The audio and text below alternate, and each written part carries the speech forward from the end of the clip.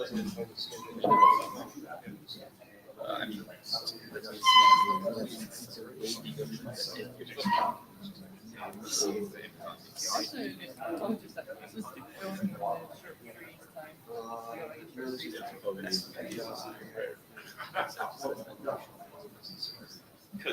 don't think that would actually they don't do very much. Everyone who's analyzing those. And I think because of the idea that decisions are so divergent already from the process.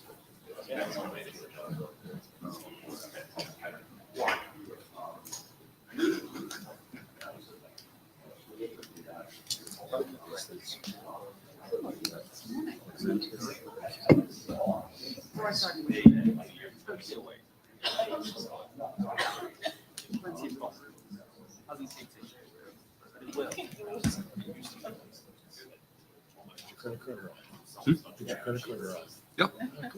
Show them then.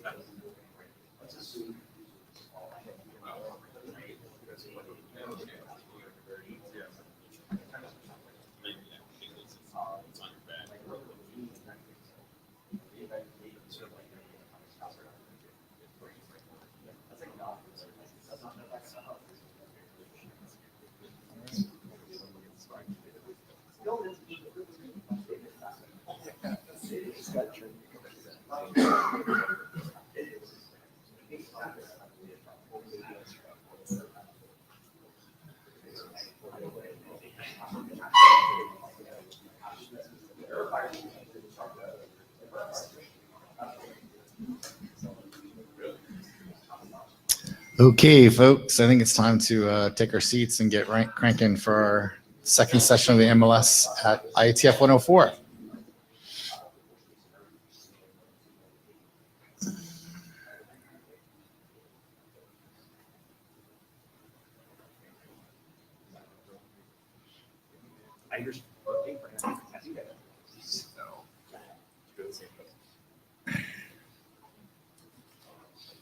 Well, welcome again. The blue sheets are going around. As I said earlier, this is the MLS session at IETF 104. If you're in the wrong place, you can either stay and learn a little bit or take off, your call. The chairs are Nick and myself, and the secretary is Cottrell. I guess he had to take off to go back home, but he'll be watching, I'm sure, or listening. Here's the note. Well, it's Thursday. Hopefully you've seen it by now. Basically, anything you say and do will be used against you. You're going to be recorded. You get to the microphone to talk.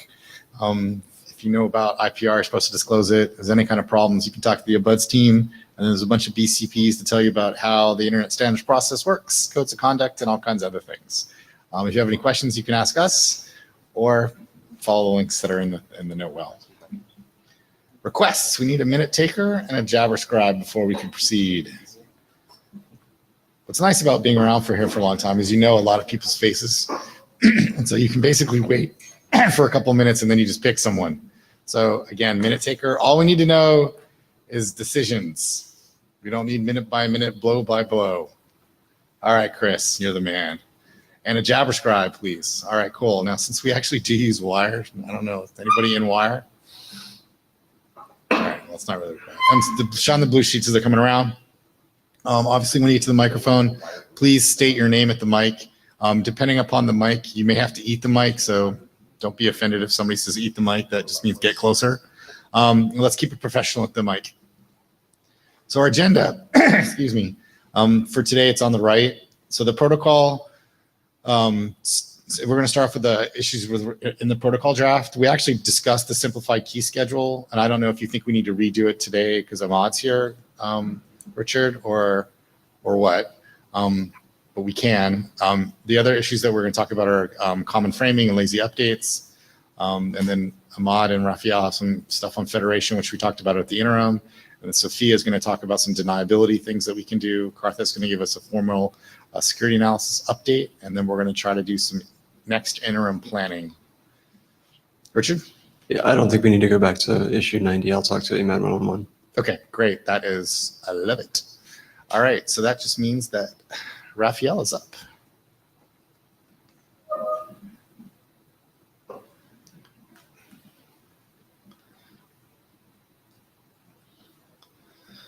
Hey, Raphael, here's the clicker thingy.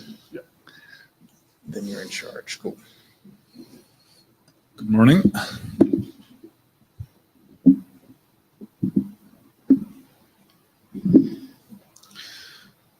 All right, so we're going to start with common framing, which is something that we've been discussing for a while, and now there is at least one concrete proposal. So to give a bit of context, and also to state clearly what problem we're trying to solve on the security and privacy level. The idea is to find a common format to encrypt handshake and application messages. The reason behind that is that, for example, add messages and remove messages can leak information about who has been added to the group and who has been removed. In particular, add messages have the identity, the credentials of the members. And so if handshake messages are not encrypted, that information lives in these messages in clear text. And since handshake messages have a certain lifetime, you expect them to be stored on a server for a certain time until they're finally being delivered to the client. This is information that is stored on disk in the cloud somewhere. And so if you look at all the add and remove messages, you can infer who is actually in the group. So this is the problem we're trying to address here mostly, is to protect the identity of members.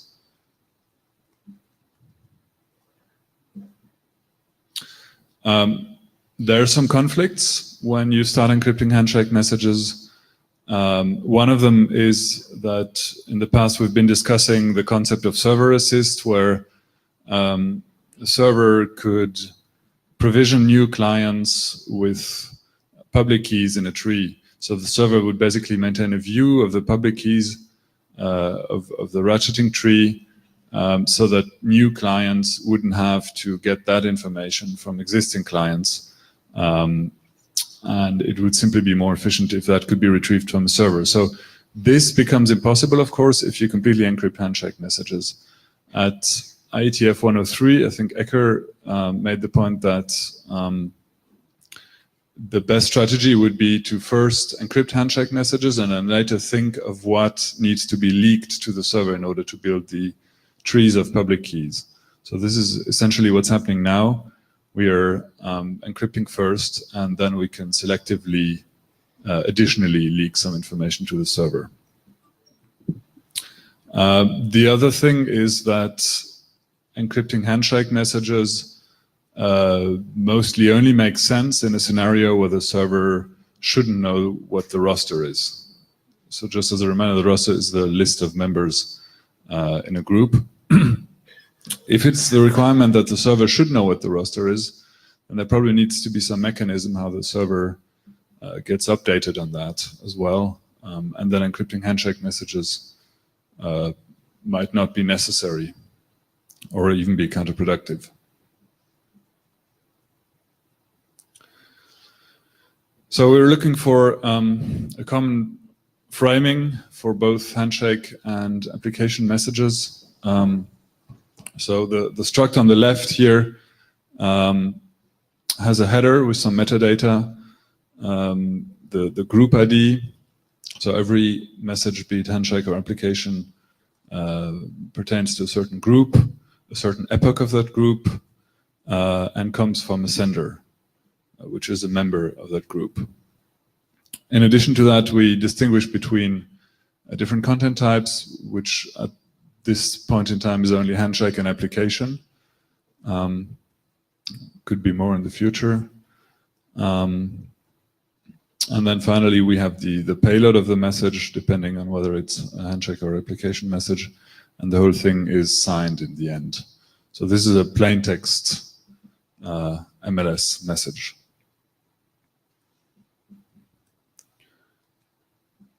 So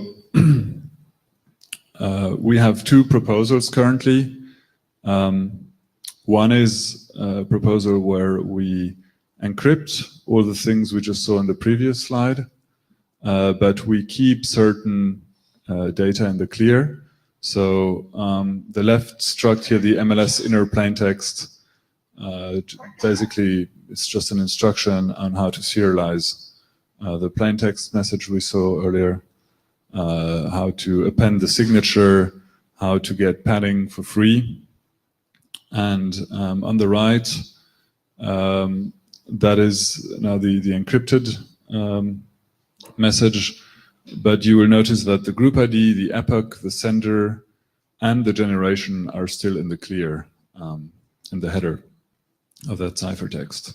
So the ciphertext is is the MLS inner plaintext from the left. And just as a reminder, so the generation is for a given sender in the application key schedule. We have forward secrecy and we hash ratchet forward, and the generation then basically indicates where we are in that chain. So this is the one proposal. The other one is slightly more involved. And the idea here is that the data we saw previously in the header, meaning the sender and the generation, are additionally also encrypted, but they have to be encrypted under a different key. We'll get to the encryption keys in a bit. So what we do here is on the lower left side, we see the alternative 2 for the MLS ciphertext struct.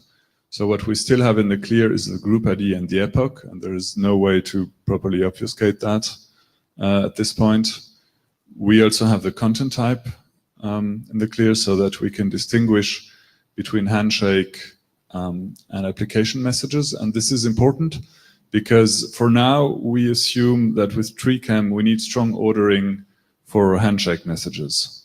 Maybe not update messages, but add and remove messages. For now, they require strong ordering.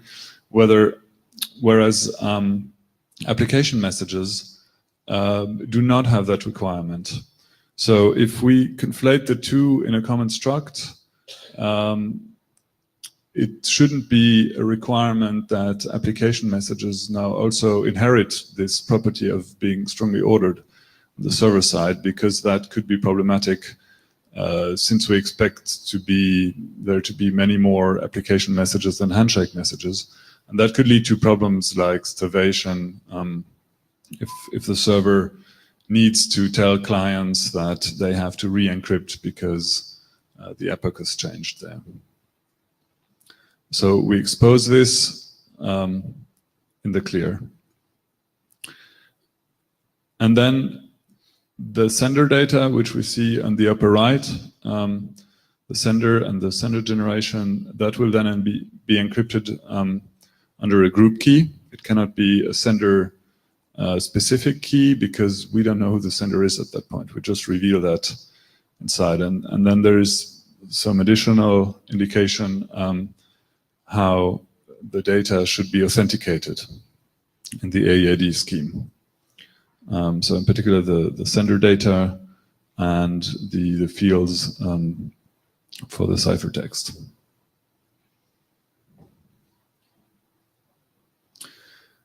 So regarding the keys, application messages as such are unchanged. They are being encrypted with a per sender key that comes out of the application key schedule. For the handshake messages, the idea is to derive a new key from the key schedule.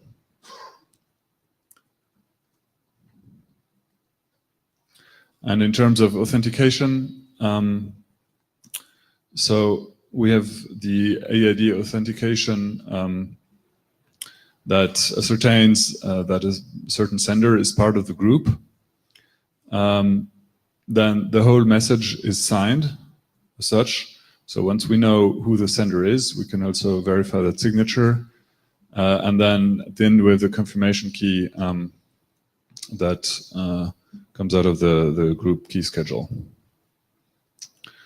So in this scheme, we have signature that covers the MAC instead of MAC covers signature, as it's the case in TLS.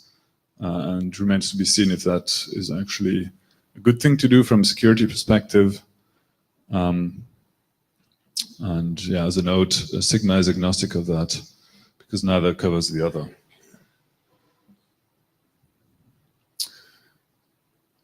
Yeah, that concludes that. In the end, we have some open questions. So one of the questions is it fine to reveal the content type?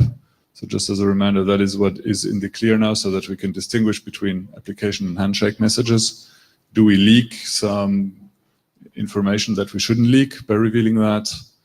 The other option is, the other question is it worth encrypting the sender and the generation? I mean, there is no cryptographic identity in the sender. It's really just an index. So if you don't have the roster, you cannot clearly say who the sender is by just looking at one handshake message, but you could still aggregate that data and get a better view on what's happening in the group. And then for academia, the question is whether we're fine with switching the order of signature in MAC as opposed to TLS. So I don't have an opinion with the last point. My understanding from reading Sigma is that's technically okay, but like whether it's a good idea, like I leave to people who know these protocols better. I mean, I generally aim towards encrypting as much as I can, unless I have to, as I think apparently I said last time, though I don't recall. With a content, it seems to me that with the content type, we have a somewhat difficult problem, which is that we're trading off two values. One is key separation between the handshake and the content data, which otherwise it was otherwise nice to have for analysis reasons. And the second is revealing the content type. Now is leaking that information. Now there's sort of like an abstract reason not to like that because just generally leaking information you want to have is not good. But there's actually not like fantastic, but like sort of concrete attack that is allowed by revealing the content type, and it's this: if the if you don't force sequencing, it is basically that it allows the attacker, the message delivery service, maliciously to basically gag updates from a given client by basically just not sending them, by just removing them from the message stream. Unless you have forced sequencing between them, then you have a problem. Now, maybe you could have forced sequencing and that'd be fine. But I think Richard was telling me you didn't need forced sequencing. The idea is like that I shouldn't be like, obviously you can just take me out of the group by not letting me send messages, right? But what you shouldn't be able to do is allow my messages to get through, but not let me rekey. And so, if I think when I talked to you earlier, you said that it wasn't important to have those sequenced, but it potentially is, because otherwise what will potentially happens is the attacker says, well, it's fine if like Ben talks to the group, but I don't want to let him rekey. So every time I see a handshake message, I just drop it on the floor. So obviously having the content type revealed makes that easier. Though potentially you can still have sequence numbers and it'll be fine. It's also the case, obviously, that you learn more about the group structure. If you're an observer by the content types are leaked. Right. Yeah, I mean, just to be clear, so for now, the assumption is that handshake messages need to be ordered, and application messages don't. I mean, that might be wrong, but that's the status quo right now. To the point that the content type might reveal some information there, the point has been made that this could also be revealed by just looking at traffic patterns, because handshake messages have a certain size and they're not necessarily indistinguishable on the network from application messages. That's a point I forgot earlier. Yeah, I mean, that's certainly true. I think obviously one could go to some effort to make that not the case, that we have padding and those kinds of things. I think, I don't feel like, as a matter of principle, I guess I prefer not to have it this way, but like maybe it's the case we just have to. I guess there is one by the, when we looked at this in TLS, there is like one way to get away without having to have the content in the clear, but it's called key separation, which is do trial decryption. So that is like not awesome, but like, if handshake messages are very rare, then, then you just do application trial decryption, and then you use the handshake key if it fails. Since, like, again, I don't know, this is like kind of a little abstract. And before I like signed on for trial decryption, I want to hear the cryptographer say it was okay. Yeah, that's clearly the consequence. So if you drop the yellow content type field here, you would have to try a number of keys basically to then see who the sender is. This is Enokan Gilmore. So when you say a number of keys, I believe it's the 2, right? Yeah, 1 is also a number, Echo points out. So I want to echo what Eric just said, which is that and point out that these choices that are proposed here in these slides are pushing us in the direction of turning over significantly more information about group structure and group and traffic analysis to the delivery server. And those are significant architectural changes that grant the delivery agent significantly more power in this context. And if that's what we decide we want to do, then we need to make that pretty clear, I think, in the architecture document, because I'm not sure that the architecture document currently acknowledges how much power the delivery server has. I believe this is a significant increase in the power of the delivery server. I'm not happy about that. I would like this scheme to put less power in the hands of whatever centralized agents we actually have to put up with. Which information are we talking about exactly? Yeah. Apart from the content type, could you specify? So you had two main questions about. Sorry, you had two main questions. One is about the content type, and one is about whether the sender and generation need to be encrypted. And Right. the more that we expose in both of those, the more power the centralized agents have. Right. I mean, for the content type, this is what is being exposed, I think, in both proposals, whereas the sender and generation, this is obfuscated in the proposal number 2 here. Yeah. Just to be clear about that. What's in the proposal, in the PR we have up right now, exposes all of this. And so the additional proposal today is to protect the generation and sender. That's why we were reacting kind of puzzled by your comment, because we're increasing relative to what's in the PR right now. The only thing is that we're still revealing the content type. So I think we're aligned on protecting the sender and generation, those aspects. It's just the question of whether these questions about ordering are sufficient to justify exposing the content type. Okay. So sorry, I'm responding to the question that if you can move the slide to the slide that has the questions that basically says, is it worth it to protect the sender and generation? And I'm saying yes. Good. I'm not okay with revealing the content. Ben Kaduk. So I'll note that in our charter, we are not explicitly chartered to encrypt as much as possible in the way that TLS was. TLS is explicitly chartered to encrypt as much as possible with handshake. But we are chartered to learn from the lessons in other protocols like OTR and double ratchet and whatnot. And that would sort of lend to support in general the idea of encrypt as much as we can, which I think has been mentioned a couple times already.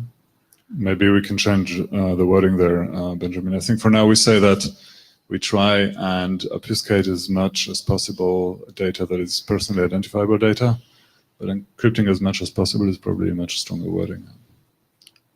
Hi, Karthik Bhargavan, Indria. So relative to the question asked there, switching the order of signature in Mac, usually not a problem. In fact, at some point I suggested in TLS 1.3 that we should switch the order. Unfortunately, the Mac is called the finished message, so it would have been weird for it not to be the last message, and so we didn't do that, or I didn't propose that. But it would actually, in some cases, it helps. So we can look at it, but I think it'll be okay. Second thing is that we really do want the keys used for handshake to be different from the keys used for the application data. Also because for compositionality in proofs, it's critical. But more practically, you want to think about it as, suppose when decrypting the handshake message, you then look at the format and you leak something somehow. Okay, so the decryption of the handshake message leaks something.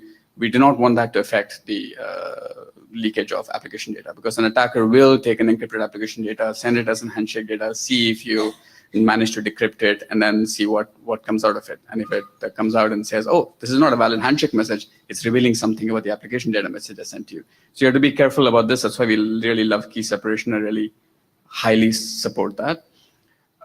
Also, yes, we should try to encrypt sender and generation. For the content type, the only point I would say is I don't see a very strong reason for hiding it, but the motivation you came up with was that the handshake messages are ordered, but the data messages are not. But the ordering there is not, I think, it's not sufficient motivation in some sense, because even the data messages have a causal ordering. So you can think that suppose every message, instead of saying I am message number I, were to instead say I am causally coming after message number J, then the same property would hold for both the data and the handshake. In the handshake, we know that there's only one message after J, which is J plus 1. In the data, there could be many messages which are causally related to J. What? They have to address each other. The handshake has to refer to data messages. It just has to say what is the previous message indeed that I'm causally related to. Yeah, I'm not suggesting that that's a reason. I'm just saying that we could weaken the ordering constraint in both, and it would be sufficient for a lot of use cases. Okay. Thanks. Oh, you were staying right there. I didn't think you were lying. Benjamin Barduche. Yeah. DKG just pointed that actually we could do trial decryption and hide both. But it's, well, trial decryption. I mean, we could definitely encrypt the content type as well under a secret that's known only by the group. And that would be a solution that we would have to trial decrypt. Yeah, but clearly the consequence is the server enforces strong ordering on application messages. That's true as well, yeah. So this is DKG, and sorry, you said a phrase that's kind of, I don't know if I could call it a pet peeve of mine or whatever, but you said personally identifiable information, we want to hide it. Personally I don't know whether that's actually in the charter. If it is, I missed it. I think it's in the architecture doc, but I might have okay, so let me just say, personally identifiable information is a legal fiction, and it is far more fiction than anything else. The history of re-identification and de-anonymization and all the other kinds of research that have gone on make it quite clear that personally identifiable information is not a coherent category. And there's much more important things beyond personally identifiable information that can have concrete harms when we expose them. So I want to make sure that as a group, we aren't just thinking that what we need to protect is personally identifiable information, because that particular term is something that lets people sort of miss the forest for the trees, right? It's very easy to say, oh, well, that's a social security number, or that's a bank account. Let's ignore it. Let's protect that, but the rest of the stuff isn't that important. This is messaging. The content of my message is not PII, but we're trying to protect it too. So I just wanted to just to call that out. If you find yourself thinking, oh, well, is it PII? That's like, I think that's a dangerous way to think when we're trying to design strong security protocols. We could certainly make some changes in the architecture doc in that respect. Yeah, I think, yeah, I mean, I basically agree with DKG that, you know, regardless of what stuff, you know, we put in our charter, I think we should be trying to encrypt as much as is feasible. Now, like, you know, the question of this is feasible, it's like an interesting question, but like, you know, like, unless there's a concrete reason for, I mean, if we have to, you know, all other things being equal, unless there's a concrete reason for this data to be revealed, it should not be revealed. to the point Karthik was making, what I want to sharpen here is what's important is not just the ordering of handshake messages, but the ordering of handshake messages with respect to the data messages. Because as I say, the attack I'm trying to prevent is one where I'm apparently a member of the group, but I'm just never allowed to update my key material. So it's fine to have like some sort of partial ordering of messages, but it's got to be the case that basically that the receiver can see that there's like a missing message out of my flow that was like a handshake message that is no longer there. Now you can get that by just having one set of sequence numbers effectively that span both keys. I have no idea like what that does in any kind of key separation guarantees. It's probably fine, but like you can certainly get that. So I certainly am not trying to say you have to exclude the content type in order to get this behavior, or have to encrypt the content type in order to get this behavior. But I'm just saying like that's the property you need if you're at this attack. And you could also just say like this is a dumb attack and like I don't care about it. I don't think that's true, but one can say that. So just in the interest of making progress, I might make a suggestion for how to move forward here. It seems like there's pretty good consensus that we should be protecting the sender and generation. We should do that bit of things, but less certainty around this content type thing. Like there may be some attacks here. There may be some engineering constraints that make ordering hard. So I'm kind of, I think what I might propose is like, let's go ahead and do basically what we've done on the slide here, expose the content type for now, but kind of file a new issue, continue to think about this ordering question, think about whether we can also hide this content type in a future version. Does that seem like a plausible, just like incremental work strategy here? Well, I guess we're not quite at the quick stage where we're like, having to, have like an act of Congress in order to file a new issue. So I think I'd certainly like to keep the question of whether we can encrypt the content type open. And I think the question of whether or not we're trying to prevent key update suppression, you actually have to grapple with. So I think, that I don't think you can punt. I'm happy to sort of like in making progress, take this PR and then like have an issue for the content type that we can deal with later as, maybe DKG and I and others who care about this can sit down and try to like reason about a better way to do it than like the kind of clumsy ways we've come up with so far. But I think we have to address the ordering question at some point, though I'm happy to not do it right now. Yeah, I think the subtext of that proposal is that I think we're trying to get in the next few weeks to a version where we can start have a bit of stability and a bit of interop and a bit of analysis. And so like if we could go ahead and address the sender and generation privacy in that version, and then like in the next version. Yeah, okay. Academic hat on. I think this is this looks pretty good, but we have to do some analysis. In my analysis slides, I will say, and I want to say this for this one as well, this is a new feature that has a specific goal with respect to privacy. I would prefer any such new feature to also come with a as crisp as possible, even if informal, definition of what the privacy or security goal is trying to address is, why the previous design does not address it, and why we think this addresses it will give us a clear target for analysis. Good point. So I can sort of answer that question. I think the original thing of the common framing is not to encrypt the message. It's just like to keep everything under the same message format. And the idea is that while we are at it, we might actually be good into protecting that stuff instead of just leaving it in the clear. That's it. So it's actually a confidentiality argument for the group message, if I can stretch it. Yeah, that's true. We've conflated common framing and handshake encryption into one thing here. So about encrypting the type, I think Joel Alwyn, I think all things being equal, it'd be nice to encrypt that. But if it comes at a price, one thing to consider is that these messages, it's probably in the end going to be realistic to detect what's a handshake message without even looking at the ciphertext or anything, just looking at the timing of when it's sent, because these are automated messages. They're going to be sent according to some distribution. I think traffic analysis is probably going to leak, in reality, a lot of information about whether it's handshake or not. So whether we encrypt it or not, that's going to be the case. So the price that we pay for encrypting it should probably take into account that we're probably going to leak out information in a lot of implementations anyway, or at least use cases. So it's not clear to me that the price is worth paying. This is DKG. Just to respond with my typical traffic analysis response here at the IETF. You're right that we do currently tend to leak quite a bit of information in terms of traffic analysis. If we go ahead and make decisions that say, oh, well, too bad, so sad, we might as well not bother, then we have no way to actually push for doing countermeasures to traffic analysis in the future, because we'll say, why bother? There's nothing to protect. It's all in the clear. There's a research agenda that's growing right now in academia and in other places to try to do effective countermeasures to traffic analysis. That may be a fruitless project. We don't know. But if we define our protocols in such a way that traffic analysis, that you can't do a countermeasure because data is in the clear, then we've just sort of voided that work. And so I want to caution us against saying, too bad, so sad, traffic analysis wins, because we haven't even really tried. And we shouldn't rule it out by our protocol decisions.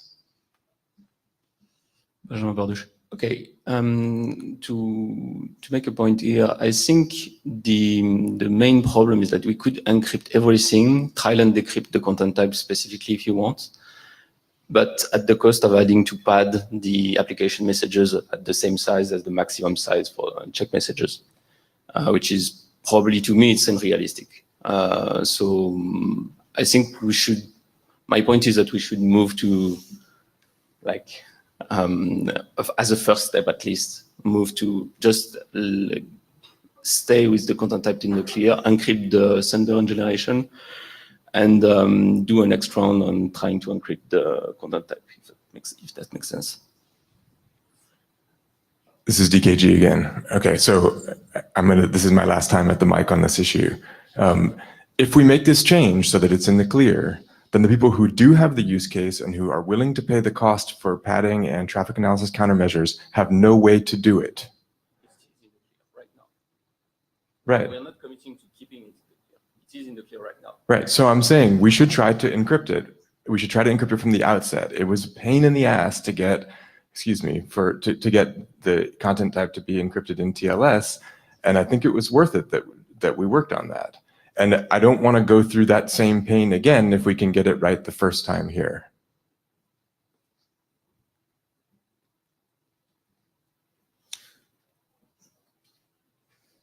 So this is Madam Mora. So to be clear, handshake messages here, add and remove, or it includes update as well. Update as well, yeah. If it includes update, my concern is because I always wanted to patch update with actual user data message. So this should help with traffic analysis. So if you want to add and remove only in this case to reveal the content type, I'm fine with this. If you can patch update or merge update with actual user data message. I mean, it's true that in TreeChem, I think currently update messages don't have to be strongly ordered. Yeah, I don't know how confident we are that that actually works at this point. So in that sense, yes, we could keep update messages out of the scope of handshake messages. Yeah. But again, I'm not confident that that works as advertised. This is Joel Owen again. So maybe a compromise would be to make it an extension so that people who want to also go ahead and implement further traffic analysis defenses can then use that extension. And the people who don't want to do that don't have to pay the price for encrypting content, which is only a partial solution to a problem. So maybe that's a good compromise. I don't know. I think I liked Richard's proposal, which is to table this topic for a little bit. I mean, we've been having a chat on Wire about other ways to attack this problem that might actually give you both behaviors you want. So I think like what I would suggest is like we take message framing 1, which is like clearly like easier to execute on, and leaves the content type in the clear, and because I don't think this is the way I'd probably want to encrypt the content type. Or like you want two, but you want the content type to be clear, right? Yeah. Okay. That's what this is. I guess that's what it is. You're right. You're right. Sorry, my mistake. You're right. Sorry. It's a long night. So yeah, I mean, I think like given the consensus encrypting these things, let's go ahead with this. And I'm like, if we figure out a good way to do the content type, then we can definitely do it. And if we don't figure out a good way to do the content type, then like we can fight about whether the bad way is better than like the thing we got. But I guess I think the commitment we should be making is like, we're going to keep this up an issue and we're going to re-examine it, not just we're going to like throw it on the floor. But I'm like happy to do that. Yeah, I think that's a good conclusion for now. I'm filing the issue now. Good. And then maybe someone can come up with a concrete proposal how we can encrypt the content type and retain maybe the idea of having the strong ordering on the handshake messages. Okay, I think that concludes it. Is next one lazy updates? Or? I believe the next one is going to be mod, right? Oh, lazy update. Sorry. Yeah. So that's me again. Sorry.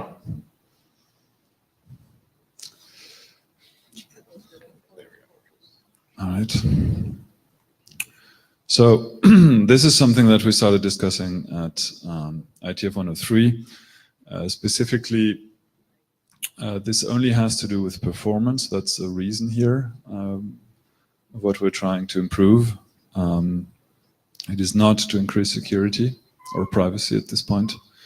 And so what was identified is a bottleneck situation where in a multi-device context, a device is being added to an account and then has to be added to all of the groups of that user. So as a reminder, typically in messaging systems that are being actively used, there are many groups. And most of these groups, they're inactive because at some point people were added to the group, they've interacted a bit, and then the group dies after a while.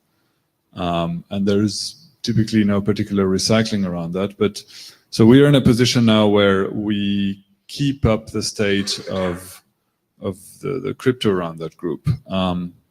So one proposal that has been made is that we could cryptographically shut down groups that are inactive after a while and just keep them on the clients basically and reactivate them if necessary. So that is one way of solving that problem, but that inherently means that MLS is not really capable of having many open groups at the same time in a messenger.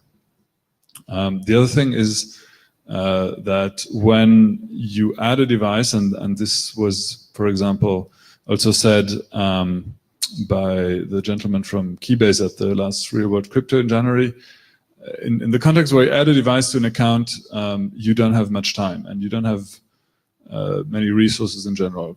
Potentially you don't have a lot of bandwidth or a lot of processing power.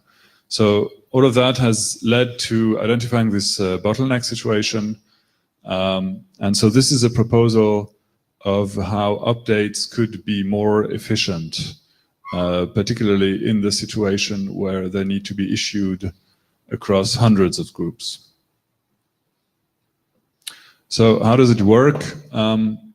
A regular update has the whole direct path in it, where it chems the value of the parent to its sibling for every level of the tree. In a lazy update, really only the leaf node of the sender would be replaced. And we only send a public key to the group. So to make that more clear visually on the right, the red leaf node is the one that is now issuing a lazy update. So it overwrites the value at the leaf, and the rest of the path, the direct path all the way to the root, is being blanked. So basically there are 4 steps to it. The new leaf node is created, but nothing is being hashed up. The new value is sent to the group, and everybody in the group then replaces that particular leaf node and blanks the direct path. So what is the immediate net result of that is that actually no crypto is done other than creating that leaf node. So this is a very fast operation because you don't have to do multiple Diffie-Hellmans. And potentially we can even reuse a leaf node across different groups. So this remains to be seen in analysis, what the consequences are if you do that. And so this new leaf node can be used by everybody else in the group for HPKE, so you can cam values to it. But it needs to be quite clear, so we don't have any security around that yet because we haven't changed the keying material at all. Key schedule is still the same, so we don't have any forward secrecy, and we certainly don't have any PCS. So in order for this to become secure, there's some rules around it. So these lazy updates, they can be chained, and there could be multiple ones also from multiple senders. However, before anything else is done, it needs to be followed by a real update, which is then going to introduce new freshness. It's going to heal the tree as well. So in particular, when the update is being sent by the same sender as the lazy update, then the direct path will be populated again. But the update could also be sent from a different sender. It's not a strict requirement that the same sender has to send an update. So in terms of efficiency, yeah. I just can go back to the previous slide. Yeah. And this is exactly why I was saying earlier, like if you can batch update with regular message, because you are fine as long as no one is sending anything to keep the state as lazy updates. But you need a regular update once someone sends a new data. So in this case, it makes more sense to merge both messages in one big message, like update and the new message data. If you can do the merge. You mean an update combined with an application message? Yeah. Okay. Yeah, I mean, this would indeed be the case. So if we imagine a scenario where we've had a number of lazy updates because a group is completely inactive, and then somebody wants to send a message, an application message, then that client has to first issue an update. That's true. So looking at the cost a bit, so with a lazy update, we're an O of 1, whereas before we were somewhere between log n and n, depending on how the tree is populated. So this is dramatically faster than a regular update on average. But the costs that we just saved is basically postpone in the sense that somebody else or the same client has to pay the cost later. So the regular update is at least as expensive as it would have been had it been issued initially instead of the lazy update. Potentially a little more expensive because the tree is more fragmented now. But the difference is this can be paid by anyone. So now we can make it about what client or what member has better resources. So in practical terms, a desktop PC, probably on a good internet connection, has fewer problems to do that than, say, an old Android device on a 2G connection. We might save some costs in total, particularly in inactive groups, because it might very well be the case that we never do any crypto operations in those groups ever again. If nobody ever wants to send a message in that group, we don't do anything expensive at all.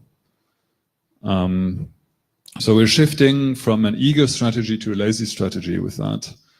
And operations can be more expensive or a little more expensive, but you might save on a number of operations actually. And so this allows us to do, first to avoid bottlenecks as such, because we can postpone the cost, but we can also have strategies around that where, for example, mobile devices typically don't do real updates unless it's really necessary, where desktop devices can do them eagerly just because they have the time and the bandwidth and they're bored anyway. So we have this sort of flexibility now around that. Of course, it comes with a number of security implications that we would have to look at very carefully. So a lazy update introduces a state that is in between epochs, because the old epoch is no longer valid. So a lazy update could mean, for example, that a device has been removed from a user account. So we shouldn't use any key material from an old epoch anymore. But we don't have a new epoch yet, so we're in this void between two epochs. And that needs to be very clear that during that time, you shouldn't do anything except for sending other lazy updates or ending that time with a real update. And so on the analysis level, this remains to be seen, of course, what problems it would introduce. Joel? Could you just explain a bit more? Why is the old epoch not valid anymore? What's the problem there? I mean, is it just that the new device can't decrypt messages from that epoch, or?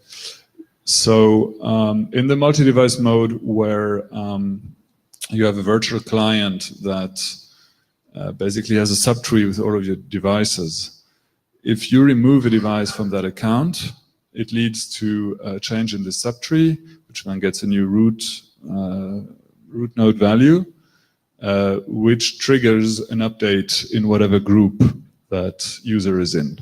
So when you see a lazy update, you don't know whether it is because somebody has added a device or removed a device. You have to assume the worst case, which is somebody has removed a device, and then we want to have the usual security properties still.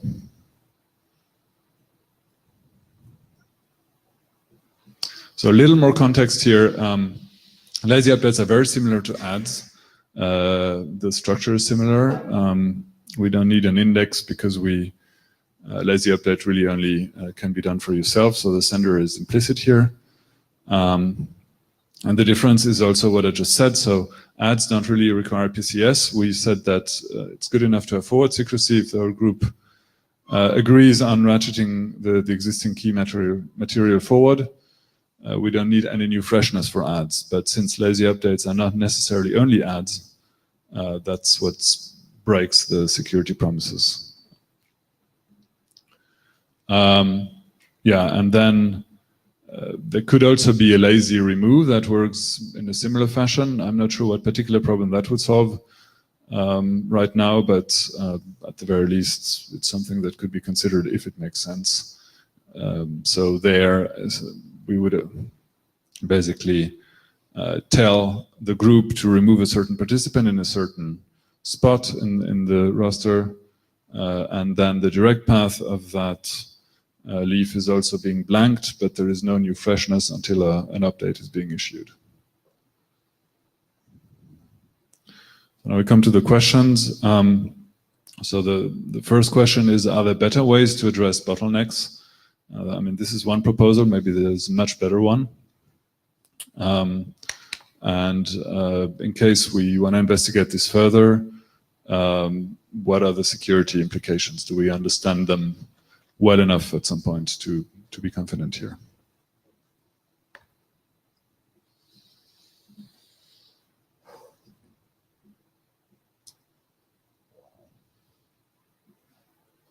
Okay, it's not as interesting as common framing, I see. Karthik Bhargavan, Indriya. So answer to the second question is that no, we don't understand the security implications. And because we are quite far behind, I would say, in understanding even what blanking does in general. One thing that was true in the original ART proposal, and we would like to preserve, I think, as we go and do modifications in the protocol, is that we should have pretty easy to understand invariants that are true for the tree at any point in time, whether we are in an intermediate state after lazy update or at the end or whatever. And the more intermediate states like this, where somebody has updated their key but not yet updated the group key we have, the more delicate those invariants become. And invariants are not just important for proofs, it's also because we can easily imagine implementations having desynchronized state and lots of issues coming up because of concurrency or other kinds of weirdnesses in implementations. I think at any point, if I take the state of the group that I have in my device, if I can say something about it, that it is somehow consistent internally, that actually gives me a much stronger basis for reconciling when things go wrong.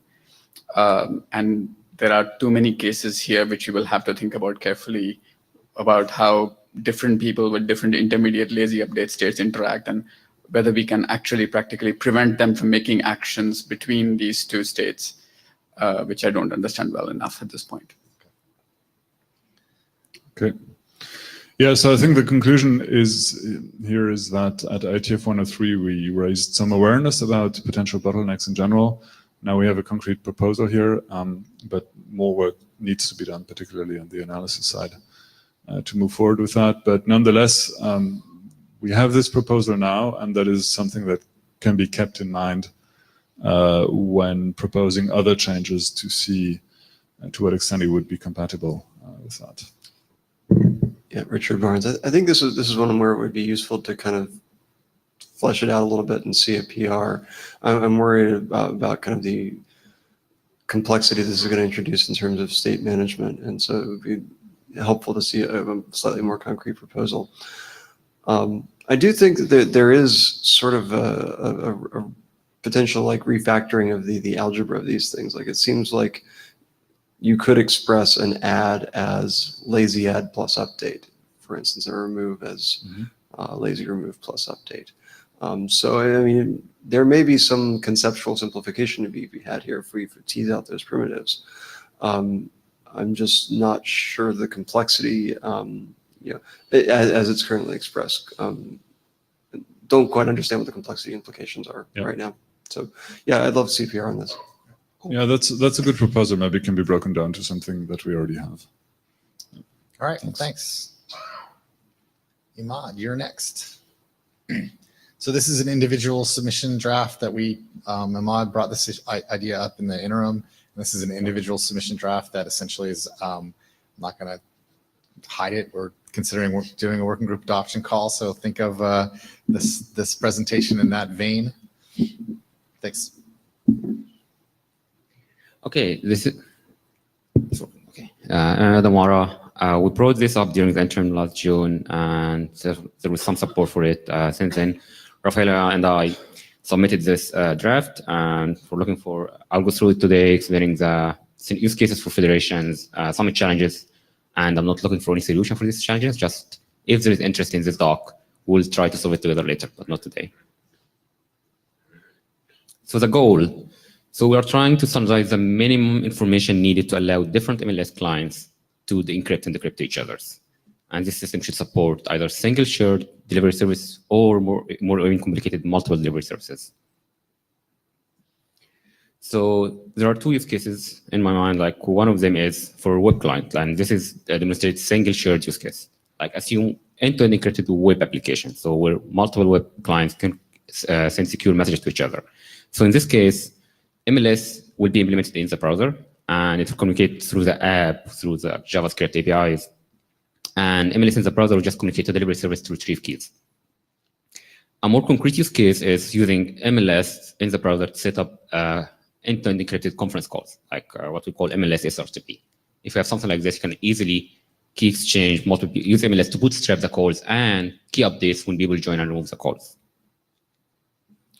Another use case is different clients and different delivery services. Like assume like end-to-end encrypted messaging across multiple providers. Like each message provider has their own delivery service, has their own client, and they want this client to talk to each other. And this can be done either in two ways, like client-side fan-out and server-side fan-out. And this use case is much more complicated than the other one because we have multiple delivery services.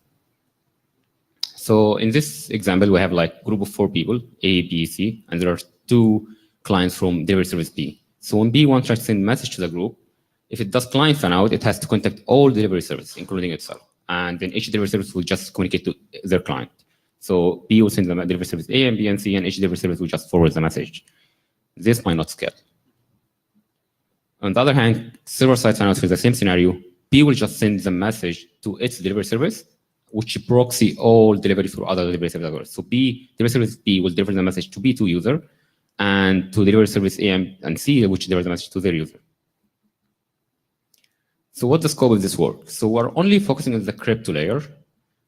Some other stuff that's out of scope for now. So for example, mapping between user ID and which delivery service to talk to, or the URL of this delivery service is up to the application. How different delivery services communicate to each other also left to the application unless it becomes necessary for the crypto layer. So the requirements we see for now is to define the message for retrieving user init keys and identity keys. What's the request? What's our format of the request and the response? So the request should have the remote user ID and what my local supported Cypher suites, as simple as it is. The response would be a list of user init keys, one for each device, and each init key will also have the long-term identity key. Again, this is a challenge we see right now, and I'm not looking for any solution for them today, but I'm just setting them up. Like with most of them are actually coming from multiple delivery service scenarios. For using single delivery service, most of them it's okay. It's the same what we have today. But when multiple delivery service, these things becomes much more complicated. Like for example, how to do versioning Cypher suites. Should we do another version negotiation beside what we have today in user init keys? I expect we might end up doing so because like you don't control like, what version each provider has. And again, handshake message ordering, back to what Rafael was saying, like if TCAM really requires handshake message ordering, how this can be achieved with multiple delivery services, like how do you synchronize the ordering? Metadata sharing, like if there is a state saved in the delivery service, like a roster or any group state, if you're using multiple delivery services, how this can be synchronized across all of them. And last one, multi-device, like if like after you start the group and one device is removed from provider A, how do you get notify other providers in the group like this device has been removed or added, etc., etc. And that's it. So the question is, are people interested in federation use case in general and work together? So I can just speak for myself, and I'm representing Google, and Rafael representing Wire are really interested in this domain and want to see if other people are interested as well. I'm interested. Both generally, I think it's a good thing, and I'm excited about this part. The thing on the earlier slide where you were like, "Let's put this in the browser," and that makes me like more interested. Yeah, I knew you would like this. But yeah, I thought, yeah, exactly. Know your audience. This is Daniel Kahn-Gilmore. I'm also interested. I haven't thought deeply enough about whether this is something that we actually could adopt in this working group, but I'm definitely interested in seeing this work progress. Thank you for bringing me here. So Daniel, on that point, the charter is written to preclude federation at the application layer, but it is open to doing stuff at the crypto layer. So technically it's in scope. We've kind of talked with Ben about whether or not it would work, but I guess your point is whether we should do this now or later or what, right? I mean, I'm happy that we're thinking about it, and I mean, at the very least, I'd like to make sure that we understand what possibilities we are precluding with any of the cryptographic choices that we make here. Fair enough. That's exactly where I was hoping you were going. Yep. Watson Ladd, I think that we should think about federation. I'm just a little confused about why. I think it would emerge what crypto changes we might need to make. I guess I'm thinking along the lines of something like IRC, where you do have messaging and it's spread out, even though there's multiple servers potentially spreading out all those messages. That's correct, yeah. Jonathan Hoyland, Cloudflare. I think this is very interesting. And I think the joining MLS into other applications or into other protocols is more complicated than might at first be apparent.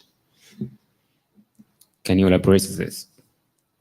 So basically you end up having to, I've thought about this quite a lot, and you sort of end up having to create channel bindings that are consistent and hold a lot of state, just because otherwise you can't actually prove that everyone agrees on which MLS session is being used in the later protocol. So if you're running some sort of voice chat protocol separately over the top of this, you can't just say, yes, we're using this group ID and assume everything will be fine. That it's quite complicated. Not that that's a bad thing, just like... Yeah, it's complicated. I know this for sure, yeah. Yeah. So Colin Jennings, I think it's really interesting, and we'd be interested in using it.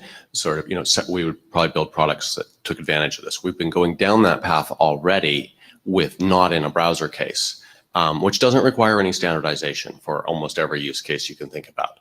But as soon as you want to do it in a browser, I think we need standardization of how that would all work. So we'd be very interested in seeing that move forward.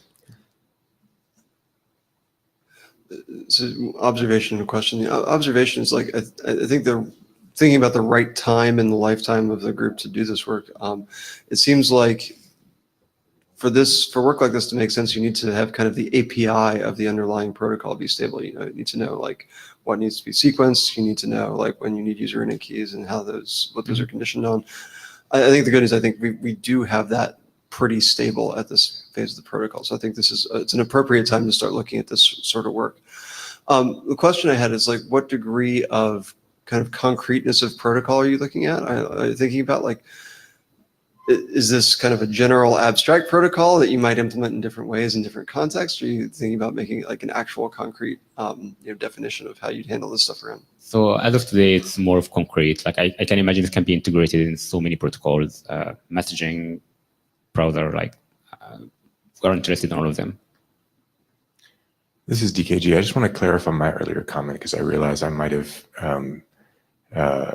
displayed enthusiasm for some parts that I'm actually not enthusiastic about. So there's these two different use cases that you've got here, right? You've got this one up here that's on the screen right now, and then you've got, right? So if anyone's listening to the audio channel, I'm much more excited about the other one, the one that's not on the screen right now. I'm more excited about the idea of different clients and different delivery services than I am about the operations in the browser. I'm not saying that it shouldn't happen in the browser, but I want to point out that it's been very difficult for us to get browsers to the point where users have some sense of who they're talking to in the browser. Yeah. And if we turn and we have this regular fight in TLS, like trying to keep TLS a two-party protocol. And if we decide to try to make some sort of standard MLS multi-party protocol in the browser, I think that the security model for what people think is happening in the browser will be even more disastrous than it currently is. Ecker asks, is it possible to be even more disastrous than the current browser security model? Yes, it is. And I'm warning us, like, let's make sure we don't make it worse. Sure. Just to be clear here, I'm not choosing one use case over the other because I heard some people support use case, some other people support the other use case. The idea of the current draft is support both. So we're not picking one over the other. But I understand the concern with the web story. Thanks. Karthik Bhargavan, India. So in general, I think this is a desirable feature to have. One thing that I'm a bit concerned about and like to understand better is that in standard MLS, every member actually knows the full membership of the tree, the roster, the full group state and stuff. Federation will naturally lead, I fear, to cases where one organization would like to hide some part of the tree from the other. So, I mean, just as a way of composing these things, you may not actually want to transfer the whole tree state between the two.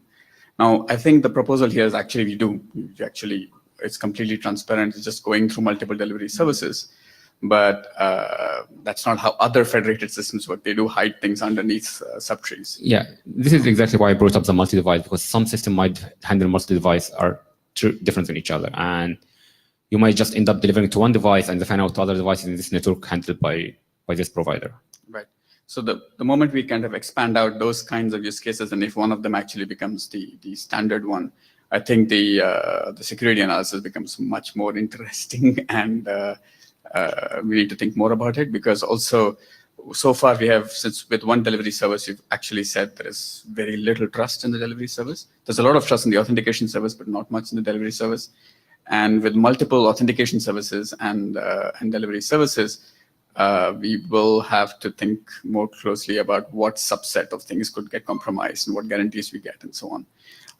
As such, I think we just are assuming that all of them are trusted, and that would be the only default case we would have. So this is not giving us decentralization for sure. It's giving us federation, but we don't get any, That's correct. Richard Burns, just to be clear, I would expect whatever federated thing we end up with here to have the same security properties in terms of authentication and visibility that the base protocol has. Right, this is just talking about how you tie together multiple delivery services and like distribute that crypto conversation over multiple delivery. Like it's just a change of transport.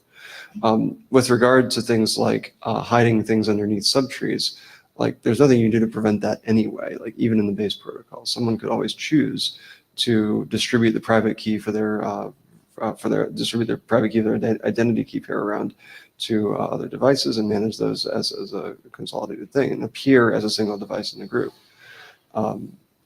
So I don't think that's really the type of hiding we need to account for here. This is DKG. I want to second Richard's point there. In fact, the assumption right now, I'm actually a little bit concerned that we've just made the assumption that all devices will be exposed to the delivery service. Because my understanding was that we have this ambiguity in the protocol that I actually prefer, which is that I don't need to expose my devices. I can potentially use my own internal MLS session so that my own devices can produce a key that then becomes one key that's part of an MLS session. I actually think that if we're going to make an architectural decision that explicitly says all devices need to be exposed directly to the delivery service, I think that's a mistake. I don't want to run this in that operation. And so if you think that the cryptographic analysis changes significantly when we've got subtrees, I want to know what those differences are, because to my mind, that metadata hiding is actually a useful thing, and I would hope that people would push for that to be the default. Sure. I will let Rafael respond to this. I know he's working on multi-device story. But what the architecture doc draft has today is assuming all devices are exposed. Like each device has its own identity, which we can change. But I don't want to limit the federation conversation to the multi-device story. We can take response from other people. I don't know spend. I don't know if it's a controversial topic, but I know Rafael and I are working on multi-device story, and I can respond into more details. Yeah, just like to add to that I'm currently in the process of writing up something, and then others will chime in as well, to clearly document how the two multi-device modes we've been thinking about actually work, and also so that we can then see how that works security-wise in terms of analysis. Because for now, we've been floating these ideas. We've been saying we can hide devices of a certain user account under a private subtree, but we've never really written it up. We've never thought about all the consequences of that. So this is something that is going to happen now, and that becomes even more relevant in the context of federation, of course. So I don't really see how it is mandatory that all devices are exposed, in the sense that if we are confident with the mode where devices are hidden behind a virtual client, that is something that can absolutely be used in federation, and then therefore nothing is leaked around individual devices. To clarify what I was saying earlier, I don't think that all devices are exposed to the delivery service, but I think all devices are exposed to all other members of the group. That's what I was saying. So in our analysis, actually one of the architectural goals was that when I receive a message, I know who the rest of the members of this group are. And this members is an abstract thing. Right now it's clients, maybe one day it'll be users or whatever. Now, hiding devices is actually a great idea. But as long as we were saying that we are hiding all the devices belonging to a single user, I could still kind of get away with it by saying, the member is actually the user who's hiding his devices underneath. Now, if you're going to say that, the members, what I'm going to hide is actually a group of all Google members are hidden actually from all Facebook members. Now, the guarantee, the goal in the architecture document that I should know who all are the members of this group becomes significantly weaker. And we just have to be sure that that's what we mean in this situation. Yep. Okay, so it's great that the draft doesn't answer all of the questions. There's actually some work to do, which is what the working group would do. So what I want to know is, would there be anybody that would be in violent objection of adopting this as a working group draft? Okay, so with that said, and since it only came out like 2 weeks ago, I think what we'll do is we'll take the working group adoption call to the list. And so, like I said, there seemed like there was support here. I will note that in the message that we send to the list, then people can chime in there so that we can do our consensus call based on that. All right. Thank you. Thank you very much, Mud. And next we have deniability. So hopefully Sophia is there online. I see her now. Hopefully she'll hit the button. Can you hear me? We can hear you fine. Okay, nice. Just a small question. When I want to change the slide, I have to say next, right? Yes. Okay, awesome. So, okay, hi, my name is Sophia, and I'm going to present about deniability in a group chat setting. Just a little bit disclaimer around here. This came up because we were doing a review of from the OTR world, we were doing a review of the current drafts of MLS, and we noticed in certain parts that there was some references to unlinkability and repeatability. So we were wondering if deniability, repeatability or unlinkability was actually something that MLS wanted. So I wanted to make this presentation to see if people actually want deniability in it or not, or what limitations do they want. So yeah, next. Okay, so just a little bit of a context that I'm sure that everybody or almost everybody in the room already know. Of course, deniability comes from the first proposal of OTR as a messaging protocol, in which it was proposed the idea of secure communication and having a secure way in which messages are encrypted and signed, but at the same time that you have this authentication through the usage of signing, you will also have a deniable way of actually authenticated a participant into a conversation. And this came from the idea when OTR was first proposed that secure communication over the digital world should actually mimic what is often referred as real casual work conversations. And in real casual work conversations, the people often have deniability in the sense that no one can actually prove to anybody else that someone participated into a real conversation or said something in the conversation, or sometimes even that the conversation actually took place. Other protocols took inspiration from OTR for this. The Signal protocol took inspiration from this. The OWN protocol took inspiration from this. But at the end of the day, it has only been defined deniability in the terms of conversations of two participants. Because during that time, there was only this thinking that the conversation would have been over two participants. But in today's world, is not that we have a new communication approach with group chat, but actually that group chat in a secure way is often more thought about, because on work we use group chat actually to work, and it's more often used in the real world. Next. Okay, so basically, what is deniability? I'm sure that most of the people here know. It's basically the property by anyone can actually deny having said something in a conversation or having participated into a conversation. This is often accomplished by the use of forgeability or malleability inside of protocols. What deniability is not is that it doesn't prevent from someone knowing that a conversation took place. The only thing is that there's no link between the identity of someone and the fact that a conversation took place. Next.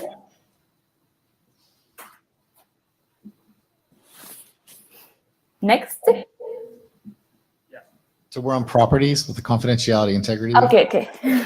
Okay, so I also wanted to give a little overview of the different properties that in general secure messaging protocols have. And of course, this is defined by a very well-known paper that was written by Unger et al., in which there was this little bit of a listing of the properties that a secure messaging protocol should have. Of course, there's already some properties that I'm sure people know here, but important ones in terms of deniability is, of course, authentication. Something that Ian Goldberg has defined in terms of authentication is that it should be entity authentication, meaning that if someone proves that in order to prove that a public key actually belongs to someone, you have to prove knowledge of the secret key related to that. And original authentication in the sense that you will also have to prove that there's a well-defined source from which a message comes from. Of course, in terms of group chat, something that is very, very important is to have good participant consistency, that some people have already talked here in the room, speaker consistency, causality preserving, and a global transcript. And these properties are actually very important when talking about deniability, because some of these properties gets limited because of actually pushing some deniability properties.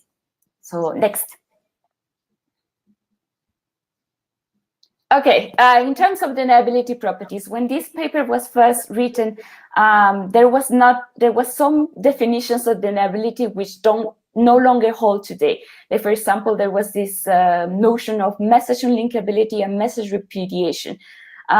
Today, basically, these two properties are actually called message deniability, because this actually talks about the fact that if you are having a conversation, you can deny having said a message.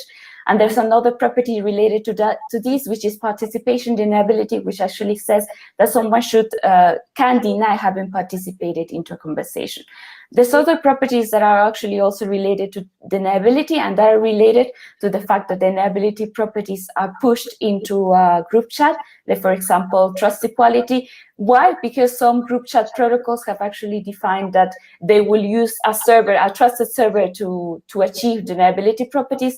And sometimes, especially from the OTR world, this is actually something that doesn't want to be accomplished, because there's this idea that you should not trust servers, because they can be the point of failure. And of course, there's other properties from group chat, like contractable membership, expandable membership, that I'm sure people in MLS have already talked about. That is, for example, removing a user from a user chat or adding a user to a group chat. Next. And of course, there's other additional properties that are fundamental to group chat, like, for example, out-of-order resilience and drop message resilience. That I'm sure that is something that MLS actually wants, because one of the goals that I heard that MLS wanted in the real world crypto presentation is that they wanted to be a protocol that is asynchronous. So this is basically a property of a synchronous protocol. Next. Okay, and now to talk about the new deniability properties, and this is something that we have been pushed forward in the version 4 of OTR. As I said, in the past, there was these terms about reputability and linkability. Right now, in the current papers and academia, is more often referred only as deniability. And deniability now is often referred in terms of judge, a person that is judging if someone participated or said something in a conversation. And this oftentimes is referred as only deniability, in the sense that even during the execution of the protocol, if someone is colluding with someone in the protocol, there should be no way to provide evidence of participation or that someone said a message in a conversation. And often offline deniability, which is often the one that we often think about, because it is the one that we explain when after the fact that a conversation happened, if you have a transcript, someone or anyone could have generated that transcript. Next. Okay, and what work has been already done? The first work that was already done was by Bayan et al. And it was the first work in which there was this trust on a server to actually create a group chat and give deniability properties for it. But it was proven by Ian Goldberg et al. That it was actually not a good construction, because it put the full trust on the server. Because of this, Ian Goldberg et al. Proposed the first multi-party of the record messaging, but it has also been proven that it didn't give all the deniability properties that it was wanted. And of course, it didn't give forward secrecy, so it was not a great idea. And it was quite often very criticized by the Signal protocol, because the Signal protocol called the MPOTR it defined it as a very complex protocol that actually didn't attain what it needed to attain. So one of the most used protocols right now in terms of group chat is, of course, the Signal protocol. And the Signal protocol has been also criticized in these terms, because it puts a lot of trust on the server to actually achieve participant consistency and speaker consistency. And it also has not been mapped in a correct way what are the deniability properties of the Signal protocol in the terms of a group chat. So, for example, the new properties of deniability of like online deniability and offline deniability have not been proven in this kind of chat. There has been some other research that's currently happening, especially led by Nicholas Hopper, that is actually trying to push these new properties of deniability into a group chat setting. Next. Of course, then just to briefly say about the limitations, just so people know, of course, there's no clear, still today, no clear understanding which properties can actually be achieved by a group chat setting in terms of deniability, because there's no good understanding of how offline deniability and online deniability will look in a group chat setting. There's also not a good analysis of what types of deniability have been actually given by the protocols that I just referred to. there's only one table of comparison that has been done by Nicholas Hopper et al. So there has not been a really good analysis of it. And as I said, there's no inclusion of the new definitions of deniability. The new definitions are just being pushed forward in the last few years. So yeah. So in terms of MLS, I would say this can be something to be pushed forward. But if, for example, the working group decides that they only want some kind of deniability properties that were already defined in the past, that's also that can be done. But the limitations are very good, very big, because in the sense that there has not been a real analysis of what, how can deniability properties will look like in a group chat setting. Next. Yeah, and that's all. I tried to keep it very short because I didn't have a lot of time, and there's the reference if people want to read about it. Thank you for doing this remotely and keeping it on point. Appreciate it. Raphael. Yeah, I'll be very brief. Thank you, Sophia. So I just wanted to mention that there have been numerous talks. Sorry, is someone talking? Because I don't hear anymore. Can you hear me? Yes, okay, yeah, and I can hear you now. Great. So just wanted to bring up that there have been some discussions about a relatively cheap version of deniability that could be combined into MLS that would probably give you message deniability. And that would essentially work like sender keys with Signal, where the signature key would be delivered out of band over a deniable channel, so that when the messages are signed with that, you cannot directly tie that to an identity. But it's not a very strong norm of deniability, but it's something, the only concrete thing we've ever been discussing so far. Just wanted that to be on the record. Yeah, I saw, because there was a response to an email around that, and I saw about that. It's just what you want to attain about deniability, because it's completely fine if a protocol in its security properties says something like, we only achieve weak message deniability in this sense. That is completely fine, but I don't know if that is something people will want to attain in the working group.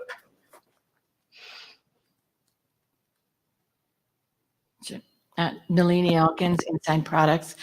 I think if we do something like this, it should be optional because, for example, a lot of our enterprise customers, if they want, they're mandated to, watch certain trades, certain customer interactions. And so if we transparently tell them that we're monitoring your call for, service or whatever, and then later we can't prove that we did that, that gets us into trouble with regulators.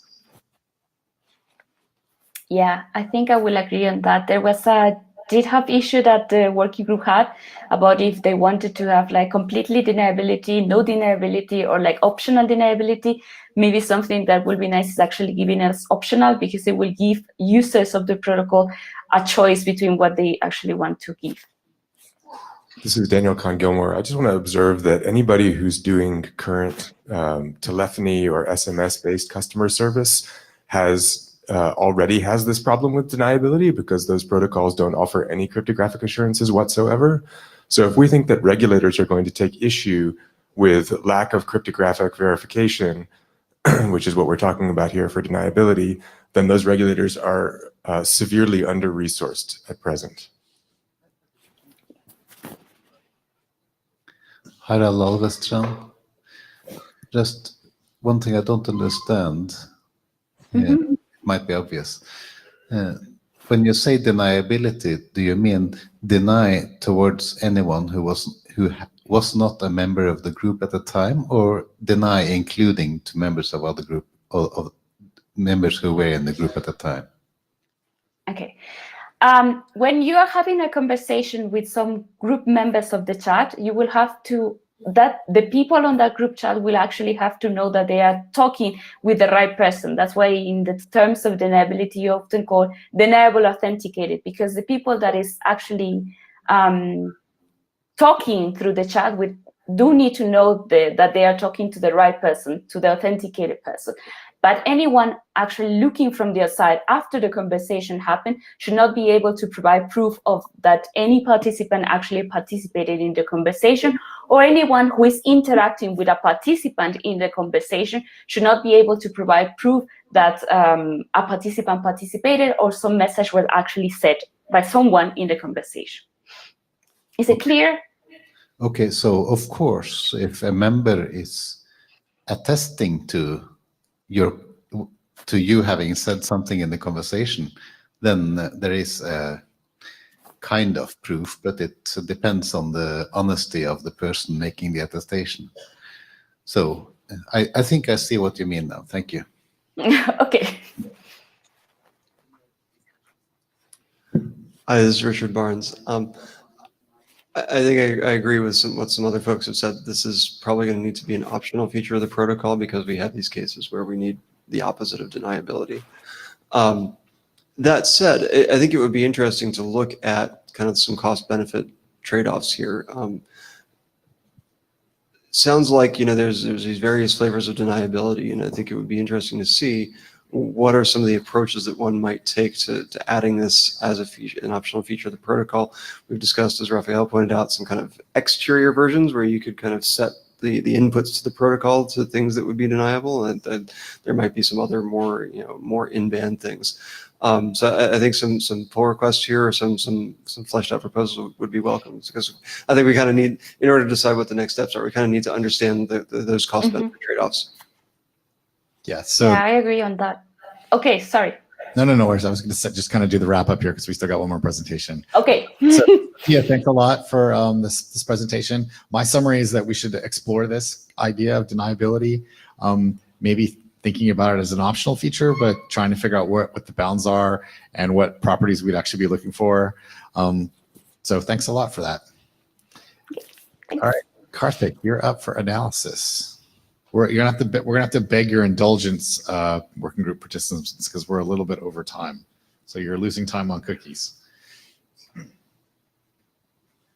All right, so I'll keep this pretty quick. I thought it was important to give the working group a little bit of an update on what's going on, what we're doing, and also for me to be able to collect information from others whose work I may not be aware of. So it's just a brief update on what's happening in the security analysis realm. So the first thing to realize is that MLS already is growing to be a pretty big protocol. There are many, many key components, and people are looking usually at one or two of these components, but not everything, and this you should expect. So then the papers that will come out on MLS will be on one of these components, assuming a lot of things about the others and not about the whole thing, at least for a while. So we all are aware of the key exchange bits. This is the most studied part. There was the ART proposal in draft 0, which has a nice paper attached to it. There was a TreeChem proposal in draft 1, and now we are at TreeChem plus blank nodes, and there are new proposals coming through as well, including some which we have heard of today. So there's a lot of activity in this zone. There's also been some proposals on how to do authentication, what the credentials should look like, how to compose signatures and MACs to do the right thing. And this has had some analysis, but not too much, because this is still kind of a moving area. And there has been some work on message protection, which was presented last IETF here in the interim and so on what the key schedule should look like, how application messages and handshake messages should be protected and so on. And this, again, is very recent. And there's a lot of work to be done here, and not enough people are looking at it. What I do know of people looking at, and I'm sure I'm missing people, so please let me know what you're doing so I can actually represent you to the working group and make sure that you are aware of any changes coming up and so on. There's a bunch of people who have been doing symbolic analysis, including us and Proverev. There's a couple of Tamarind models, one that was for ART and one for that Richard has been working on for some of the other components. On the crypto side, from crypto proofs, I know at least that Joel and Yevgeny and so on are working on something, and I know there is something else coming out maybe from Conrad and Brittna and so on. But this is still early days, and mostly is focusing on the key exchange, I would say. And Benjamin is working on a verified implementation. It's going quite well, but these are all like, none of them is at a stage where we can say they're done.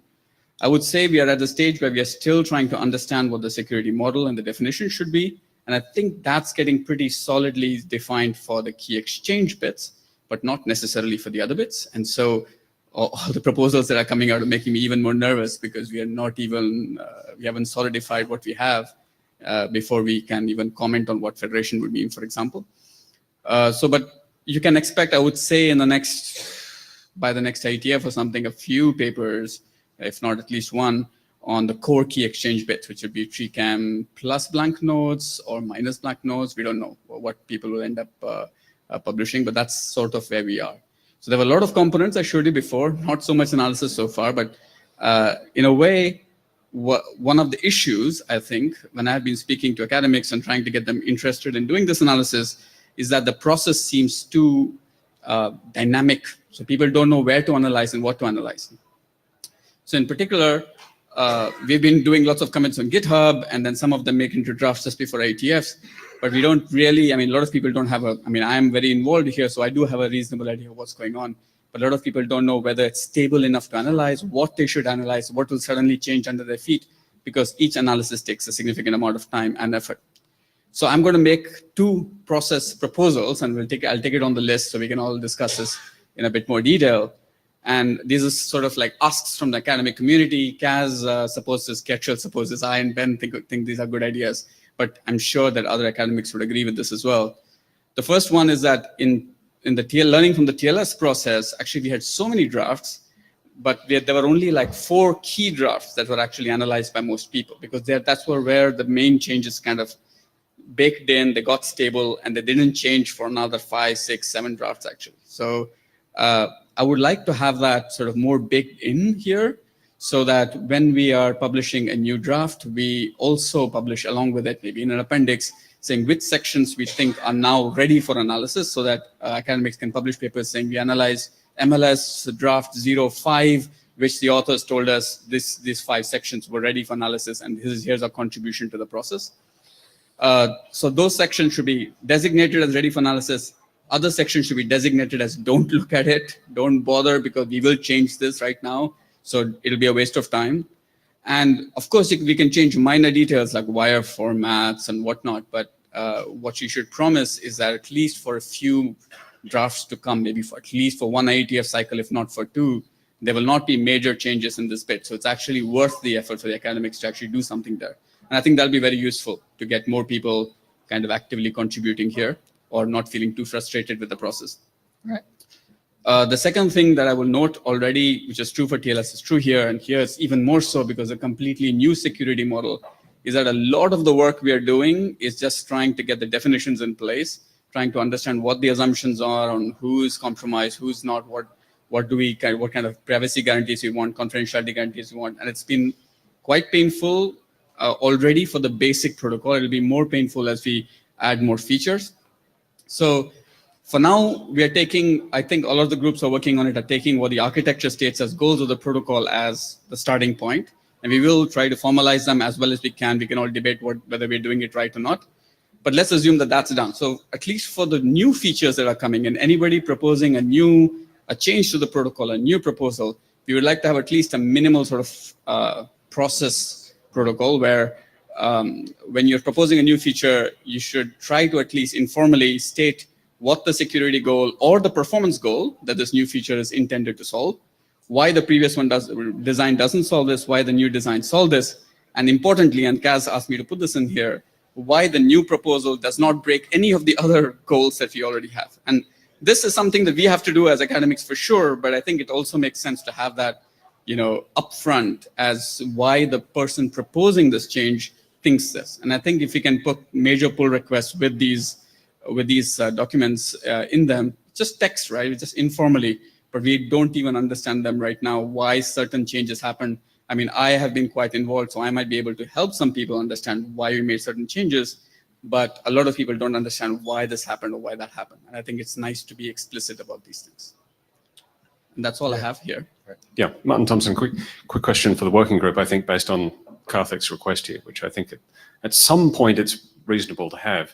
Does the working group think that the protocol is sufficiently stable that having this sort of process is appropriate?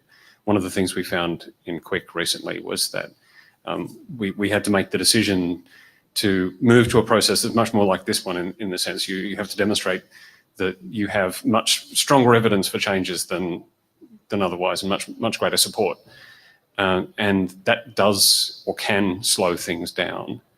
And so the question is, does everyone think that this is appropriate? Is the protocol sufficiently complete that moving to something a little more rigorous is appropriate? Just a small clarification. I mean, in presentations like this, anyway, we are going to discuss as whether people think it's a good idea or not. I don't think I'm asking for like a full justification of whether it's a good idea. No, I don't think it's really the problem here. Obviously, you can ratchet this up even higher than what you're requesting. And I suspect that in a lot of cases, people are making these arguments that you're talking about. You're just asking for them to be made a little clearer and more formally. And I think that's a reasonable request, but you have to understand the costs.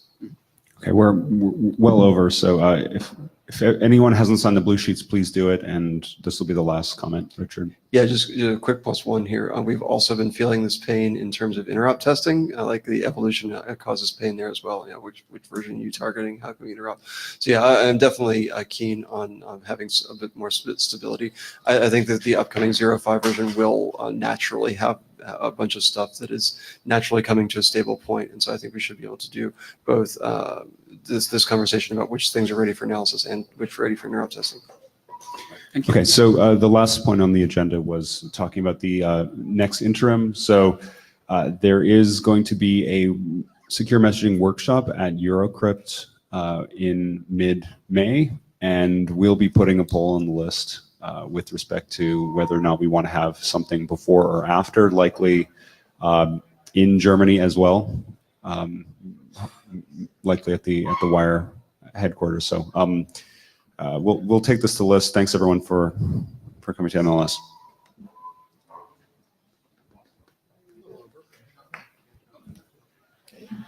Good to see you, man.